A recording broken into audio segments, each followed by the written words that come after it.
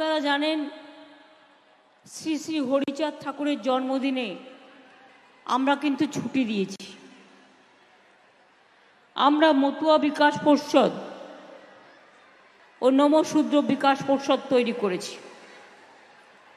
ঠাকুরনগরকে ঢেলে সাজানো হয়েছে। গাইঘাটা থেকে ঠাকুরনগর পর্যন্ত রাস্তা হয়েছে। ঠাকুরনগরে হরিচাঁদ গুরুচাঁদ বিশ্ববিদ্যালয় হয়েছে। গাইঘাটায় পিয়ার ঠাকুর সরকারি কলেজ হয়েছে। ইছামতি নদীর ওপর মুড়িঘাটা ব্রিজ ও বলদেঘাটা খালের ওপর কুটিপাড়া নাগবাড়ি ব্রিজ তৈরি হয়েছে। ঠাকুরপুকুরে বিখ্যাত ফুলবাজার ও ফুল চাষিদের জন্য ফুল মান্ডি তৈরি করা হয়েছে। বিদ্যুৎ স্টেশন করা হয়েছে। ITI করা হয়েছে। পলিটেকনিক করা হয়েছে। আমরা আসলে ঠাকুরনগরে অনেক বিজেপির নেতারা এসে বলছে না বাংলায় কিছু হয়নি, তাই একটু একটু উদাহরণ দিচ্ছি, সবটা বলতে গেলে টাইম লেগে যাবে। গাইঘাটায় কিষাণ মান্ডি পথসতী হয়েছে। গাইঘাটা ব্লকে কপিল কৃষ্ণ ঠাকুর স্মৃতি তোরণ, শেড নির্মাণ, রাস্তা নির্মাণ, ঠাকুরবাড়ি, ঠাকুরনগরের প্রেস রুমের পাশে কমিউনিটি সেন্টার, ওয়াশরুম সবই তৈরি করা হয়েছে। বনগাঁও কিন্তু নতুন পুলিশ জেলা তৈরি হয়েছে। মাদার অ্যান্ড চাইল্ড হাব তৈরি হয়েছে। 22 কোটি টাকা দিয়ে ইছামতি নদীর ওপর সেতু নির্মাণ করা হয়েছে। পেট্রোপোলে ল্যান্ড পোর্ট তৈরি করা হয়েছে। বিভূতিভূষণ বন্দ্যোপাধ্যায়ের বাড়ি সংস্কার হয়েছে। আমি রেলমন্ত্রী থাকাকালীন বনগাঁ পেট্রোপোল নতুন লাইন, বনগাঁ কল্যাণী নতুন লাইন, বনগাঁ বাগদা নতুন লাইন করে দিয়ে গিয়েছিলাম, যা সারা বছরের স্মৃতিতে আপনাদের কাছে লেখা থাকবে। এছাড়াও অনেক কাজ আছে। ধুতুরদহ স্বাস্থ্যকেন্দ্রের জন্য 26 কোটি টাকা দেওয়া হয়েছে। গোবরডাঙ্গা থেকে ঠাকুরনগর হয়ে রেলগড় পর্যন্ত রাস্তা 10 কোটি দেওয়া হয়েছে। চাকলা মন্দির থেকে বেড়াচাপা বাদুরিয়া রাস্তা 7.5 কোটি দেওয়া হয়েছে। এছাড়াও অনেক আছে।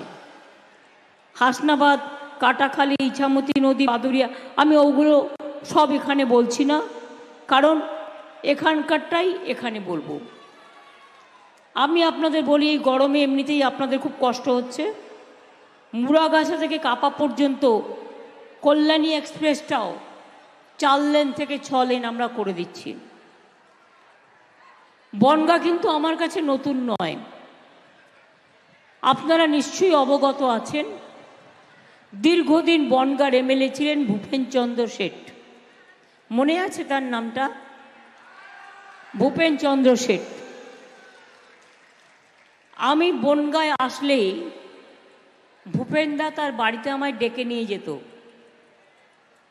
এবং না খাইয়ে কিছুতেই ছাড়বে না, এই রকম একটা মনের মানুষ ছিলেন।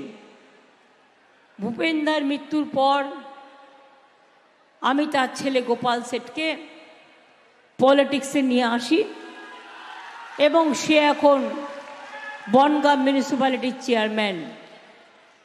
এই যে রতনদের দেখছেন, এদের হাতে খড়ি আমার হাতে। রাজনীতি, বনগাঁ টনগাঁ এইসব এলাকা আমার বহুদিনের পুরাতন এলাকা। বনগাঁটা খুব কনজেস্টেড ছিল, এখন কি একটু ল্যান্ড পোর্ট টোট করে একটু পরিষ্কার হয়েছে।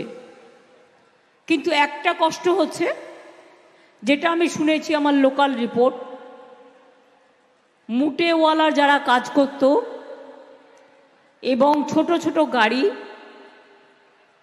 তাদের একটু অসুবিধে হচ্ছে, যেহেতু ওই ল্যান্ড পোর্টটা দিয়ে বড় বড় গাড়ি চলে যাচ্ছে। এতে আমাদের রাজস্ব বাড়ছে, গাড়িগুলো তাড়াতাড়ি যেতে পারছে। এটা যেমন ঠিক, সাথে সাথে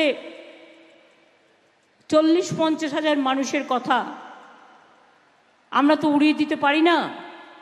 আমি নির্বাচনের পর বিশ্বজিৎ যদি নির্বাচনে জেতে, আমি আপনাদের কথা দিচ্ছি, আমি বিশ্বজিৎ, গোপাল, নারায়ণ আর মমতাবালা ঠাকুর আমরা একসাথে বসে এমন কিছু সিদ্ধান্ত একটা নেব যাতে এটাও বন্ধ না হয়, অথচ গরিব লোকগুলোকে কাজে লাগানো যায়,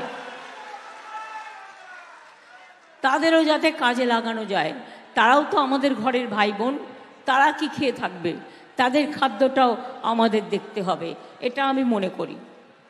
আপনারা জানেন আজকের যে নির্বাচনটা হচ্ছে, এটা বাংলার আমার নির্বাচন নয়, যদিও আমার পেছনে ওরা লেগেই থাকে কন্টিনিউয়াস। এটা দিল্লির নির্বাচন। দিল্লিতে দুবার প্রধানমন্ত্রী নরেন্দ্র মোদী হয়ে গেছে, আবার তৃতীয়বার এসছেন।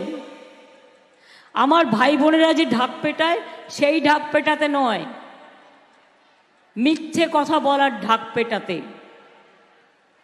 কাগজ খুললেই দেখবেন, টিভি খুললেই দেখবেন, ইউটিউব খুললেই দেখবেন গ্যারেন্টি, নো গ্যারেন্টি। ওই গ্যারেন্টিটাই হচ্ছে 420।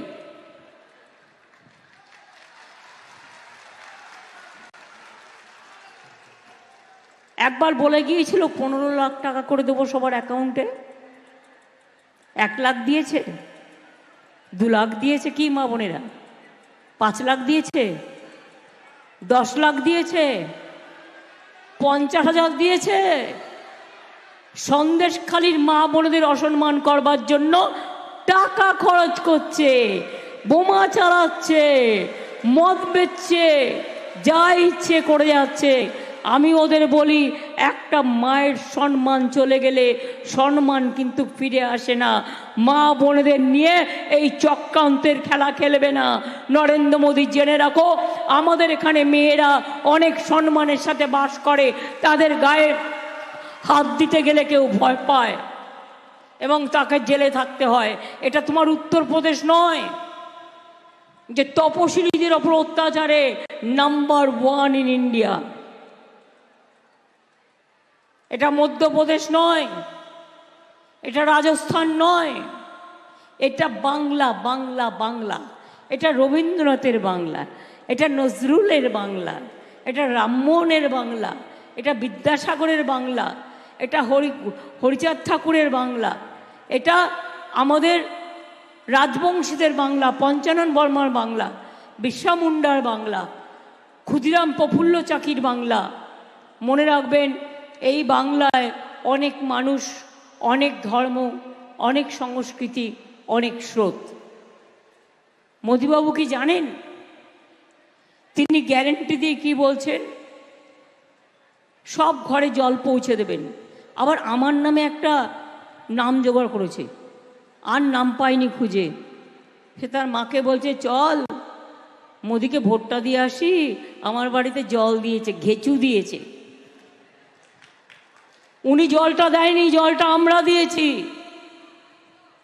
এই জলের 70% টাকা এবং জমি এবং মেনটেনেন্স রাজ্য সরকার করে। মোদিবাবু কিচ্ছু করেনি, মিথ্যে কথা বলছেন। গ্যারেন্টি দিচ্ছে আপনারা নাকি বিনা পয়সায় সব বিদ্যুৎ পান। এটা ভুল না ঠিক? বিনা পয়সায় বিদ্যুৎ দিচ্ছে মোদিবাবু আপনাদের, তার মানে গ্যারেন্টি 420। বলছে বাড়ি বাড়ি বিনা পয়সায় গ্যাস দিচ্ছে। এ তো গ্যাস বেলুনের থেকেও ভয়াবহ গ্যাস। গ্যারেন্টি 420। আমরা দিচ্ছি বিনা পয়সার চাল। 1000 টাকার গ্যাসে ফুটছে বিনা পয়সার চাল।